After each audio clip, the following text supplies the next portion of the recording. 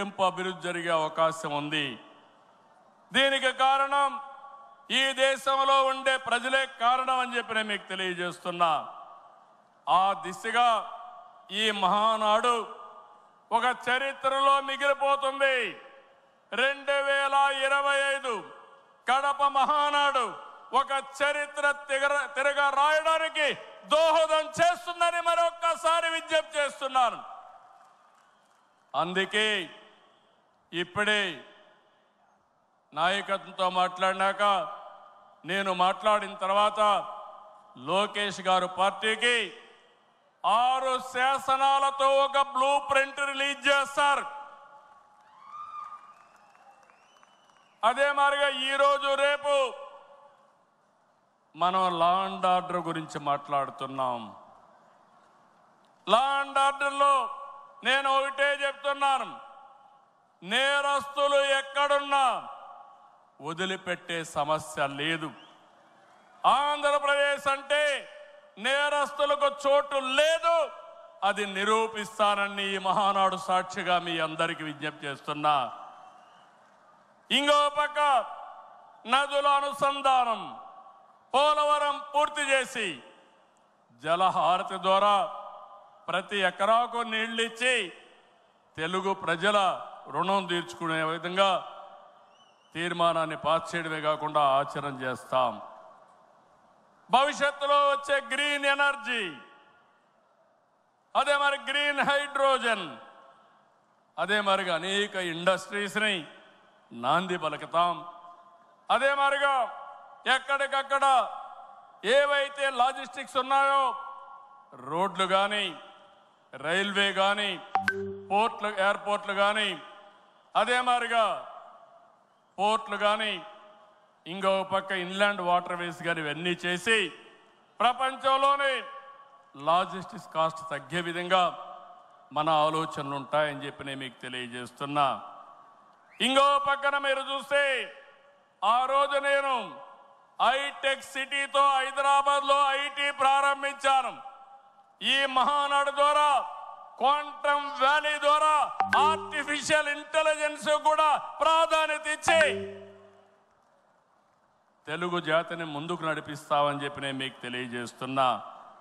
ఇంకో పక్కన ఇటీవలే స్వర్ణాంధ్ర విజన్ డాక్యుమెంట్ తయారు చేశాం. కేంద్రం ప్రధానమంత్రి గారి నాయకత్వంతో వికసిత్ భారత్ తయారు చేస్తే మన రాష్ట్రం విజన్ డాక్యుమెంట్ కింద స్వర్ణాంధ్ర 2047కి తీసుకొచ్చాం. మీరు ఒకసారి చూస్తే 2.4 ట్రిలియన్ యుఎస్ ఎకానమీ ధ్యేయంగా పెట్టుకుని ప్రతి ఒక్కరి ఆదాయం 55 లక్షల రూపాయలు ఉండేట్టుగా దాని కార్యక్రమం రూపకల్పన చేశాం. మన సంకల్పం ఒకటి, వెల్తీ హెల్తీ హ్యాపీ సొసైటీ మన విధానం. అందరికీ జీవన ప్రమాణాలు పెరగాలి, జీరో పావర్టీ మన సిద్ధాంతం. 2047కి జీరో పావర్టీ సాధించి దేశానికి ఒక దిశ నిర్దేశిస్తామని చెప్పి నేను మీకు తెలియజేస్తున్నా. ఆ తర్వాత P4 ద్వారా ఆర్థిక అసమానతలు తగ్గించే విధానానికి శ్రీకారం చుడతాం. దానికి కూడా ఈ కడప మహానాడులో చర్చ చేసి ముందుకు తీసుకుపోతాం. అందరూ ఆర్థిక అసమానతలు తగ్గించి ఆరోగ్యంగా ఆనందంగా ఉండడం మన విధానం అని చెప్పి కూడా నేను మీకు తెలియజేస్తున్నా. ఇలాంటివన్నీ మీరు చేయడానికి రాబోయే 10 సంవత్సరాల్లో రాష్ట్ర ఆర్థిక పరిస్థితే కాదు, మనం అనుకున్న విధానాలన్నీ చేసి ఆటో పైలట్లో పెట్టే బాధ్యత మనదని చెప్పి నేను మీకు తెలియజేస్తూ, అలాంటి మహత్తర కార్యక్రమానికి ఈ కడప వేదిక కావడం, చరిత్రలో చిరస్థాయిగా రాసుకోవడానికి మనం అందరం కూడా ఇక్కడ సమావేశమయ్యాం. దీని ద్వారా ప్రపంచంలోనే తెలుగు జాతి నెంబర్ 1 గా ఉండేట్టుగా చేసే బాధ్యత మన అందరిది అని చెప్పి మరొకసారి విజ్ఞప్తి చేస్తున్నా.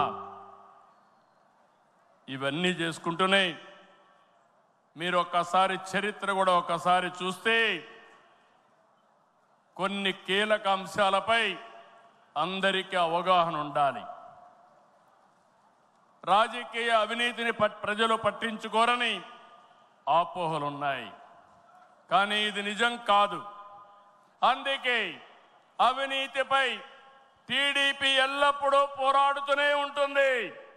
పోరాడాం, మళ్ళీ పోరాడుతూనే ఉంటాం.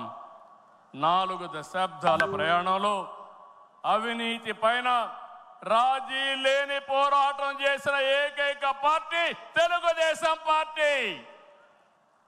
ఉమ్మడి రాష్ట్రంలో మీరు ఒకసారి చూస్తే 84లో ప్రజాస్వామ్య పరిరక్షణ ఉద్యమం నుంచి నిన్నటి వరకు విధ్వంస పాలన వరకు మరువలేని పోరాటాలు చేసిన పార్టీ తెలుగుదేశం. ఉమ్మడి రాష్ట్రంలో రాజా ఆఫ్ కరప్షన్ అనే పేరుతో లక్షల కోట్ల అవినీతిపై తెలుగుదేశం పోరాటం నిజమని సిబిఐ వంటి దర్యాప్తు సంస్థలు ఆ తర్వాత తేల్చే పరిస్థితికి వచ్చారు. అది మన క్రెడిబిలిటీ. మనం ఎప్పుడు కూడా ఆరోపణలు చేయం. వాస్తవాల్ని దృష్టిలో పెట్టుకొని ఎవరు ఎక్కడ అవినీతి చేసినా చివరి వరకు పోరాడిన ఏకైక పార్టీ తెలుగుదేశం పార్టీ.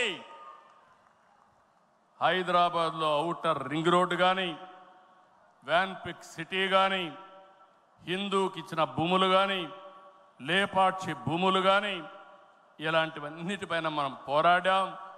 దాని పర్యవసానం తర్వాత ఇన్వెస్టిగేషన్ ఏజెన్సీని ఒప్పుకునే పరిస్థితికి వచ్చారు.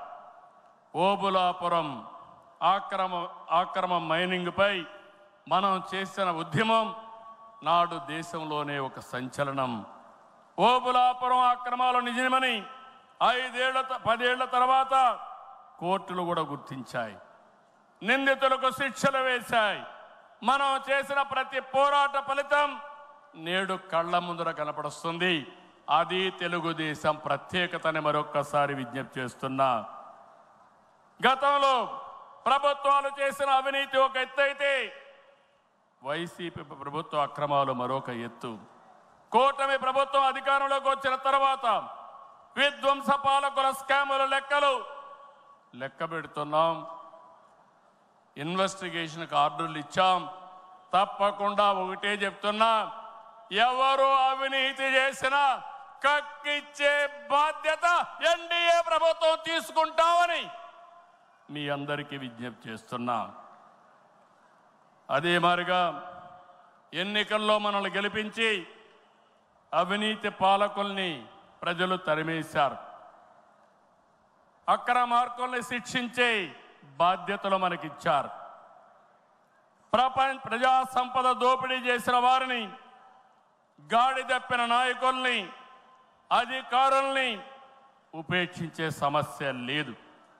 తప్పు చేసిన వారికి ఆలస్యం కావచ్చేమో కానీ శిక్ష తప్పదని మరొకసారి ఈ సందర్భంగా విజ్ఞప్తి చేస్తున్నా. మనం అధికారం చేపట్టి ఏడాది అయింది.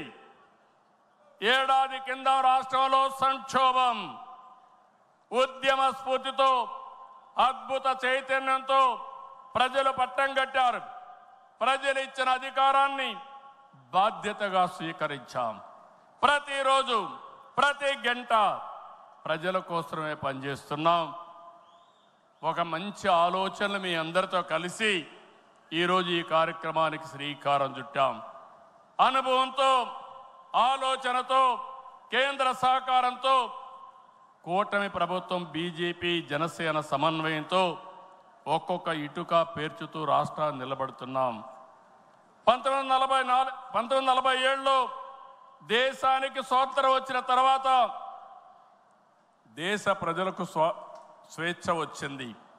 2024లో కాంగ్రెస్ పార్టీని చిత్తుగా ఓడించిన తర్వాత ఆంధ్రప్రదేశ్ ప్రజలకి స్వాతంత్రం వచ్చింది, స్వేచ్ఛ వచ్చిందని మరొక్కసారి విజ్ఞప్తి చేస్తున్నా. అయితే ఈరోజు మనం ఒక్క విషయం గుర్తుపెట్టుకోవాలి. ప్రజల్లో అశాంతి పోయింది. ఎవరు ఏం చేస్తారో అని అలజడిపోయింది. కూటమి పాలనతో ప్రజలకు స్వేచ్ఛ వచ్చింది.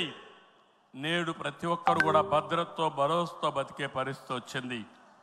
ఎన్నికల ఫలితాలతో చీకటి తొలగిపోయింది. భవిష్యత్తు పైన ఆశలు పెరిగాయి, ఆస్పిరేషన్స్ పెరిగాయి. మన కోట్లిచ్చి గెలిపించారు. తిరిగి వారి జీవితాలు బాగు చేస్తామని మన మీద ఆశలు పెట్టుకునే పరిస్థితికి వచ్చారు. అందుకనే మీరు ఒక్కసారి చూస్తే రోడ్లు, మౌలిక సదుపాయాలు, వ్యాపారాలు, పెట్టుబడులు, ఉపాధి, ఉద్యోగాలు, నోటిఫికేషన్తో అనేక కార్యక్రమాలకు శ్రీకారం చుట్టాం. 64 లక్షల మందికి 4,000, 6,000, 10,000, 15,000 రూపాయలు పింఛనిచ్చే ఏకైక రాష్ట్రం భారతదేశంలో ఆంధ్రప్రదేశ్ రాష్ట్రం. ఏటా 33,000 కోట్ల రూపాయలు నేరుగా పేదల సేవలో మొదటి తారీఖున పేదలకు అందించే ఏకైక పార్టీ తెలుగుదేశం పార్టీ. అన్న క్యాంటీన్ ద్వారా పేదవాడి ఆకలి తీరుస్తున్నాం. దీపం పథకంతో 1 కోటి మంది లబ్ధిదారులకి 3 సిలిండర్లు సంవత్సరానికి ఇస్తున్నాం. ఉచిత ఇసుక, మత్స్యకారుల సేవలో ఆర్థిక సహాయం, అర్చకులు, ఇమాములు, మౌజములు, అదే మాదిరిగా పాస్టర్లకు గౌరవ వేతనాలు పెంచాం.